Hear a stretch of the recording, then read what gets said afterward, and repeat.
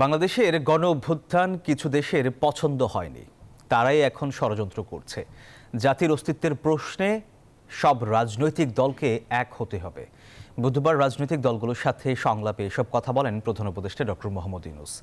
বৈঠকে বিএনপি, জামায়াত সহ দলগুলো জানান, জনগণ নির্বাচনী রোডম্যাপ পেলে ষড়যন্ত্র বন্ধ হবে। দেশের বিদ্যমান পরিস্থিতিতে রাজনৈতিক ঐক্য গড়ার লক্ষ্যে বুধবার ফরেন সার্ভিস একাডেমিতে সংলাপ করেন প্রধান উপদেষ্টা, যেখানে উপস্থিত ছিল বিএনপি, জামায়াত সহ সমমনা বেশ কয়েকটি রাজনৈতিক দল। বৈঠকে সব রাজনৈতিক দলকে ঐক্যবদ্ধ হওয়ার আহ্বান জানিয়েছেন প্রধান উপদেষ্টা ডক্টর মোহাম্মদ ইউনূস। বলেন, বাংলাদেশের বিরুদ্ধে অপপ্রচার মিথ্যা প্রমাণ করতে হবে। আমাদের এই বিরাট অভ্যুত্থান যার পছন্দ হয়নি, যাদের পছন্দ হয়নি, তাদের মুছে দিতে চায়।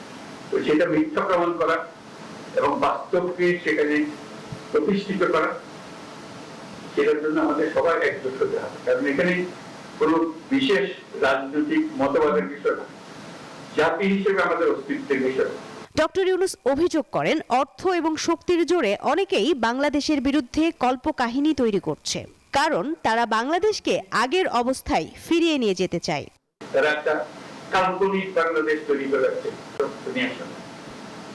তাদের শক্তি এত বেশি, অর্থ শক্তি এবং তাদের আয়তনের শক্তি এত বেশি, ক্রমে ক্রমে দেখা যাচ্ছে মানুষকে এটাতে বেরোতে পারছে। সংলাপ শেষে গণমাধ্যমের মুখোমুখি হন বিএনপি, জামায়াত সহ রাজনৈতিক দলের নেতারা। তারা মনে করেন, জনগণ নির্বাচনী রোডম্যাপ পেলে তারা কেউ ষড়যন্ত্র করতে পারবে না। জনগণ যে একটি রোডম্যাপ পেলে, নির্বাচনমুখী হয়ে গেলে যে সকল ষড়যন্ত্র এখন আপনারা দেখতে পাচ্ছেন, এইসব ষড়যন্ত্র আর কেউ করতে সাহস পাবে না। মিথ্যা তথ্যের উপর নির্ভর করে বাংলাদেশকে কলুষিত করার জন্য, এই সরকার এবং জনগণকে ব্যর্থ করার জন্য তারা দুনিয়ার বিভিন্ন জায়গায় অপপ্রয়াস চালাচ্ছেন এবং অপপ্রচার চালাচ্ছেন। আমরা এগুলার নিন্দা জানিয়েছি সকলে সম্মিলিতভাবে।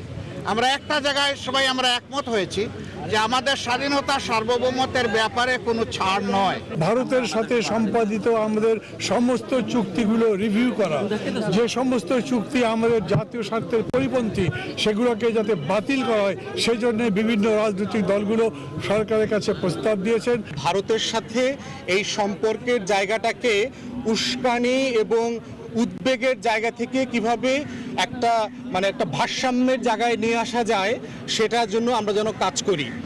পরে আইন উপদেষ্টা জানান, জাতির অস্তিত্বের প্রশ্নে সবাইকে এক হওয়ার আহ্বান জানিয়েছেন প্রধান উপদেষ্টা। যে কোনো ধরনের অপপ্রচারণা এবং উস্কানির বিরুদ্ধে আমরা ঐক্যবদ্ধ থাকব এবং আমরা আমাদের ঐক্য অটুট রাখবো। আমরা সাহসী থাকব। প্রধান উপদেষ্টা ডক্টর মোহাম্মদ ইউনূসের সঙ্গে সংলাপে অংশ নিয়ে বিভিন্ন দলের নেতারা বলেছেন, বাংলাদেশকে দুর্বল ও নতজানু ভাবার কোনো কারণ নেই। মারুফা রহমান, নিউজ 24, ঢাকা।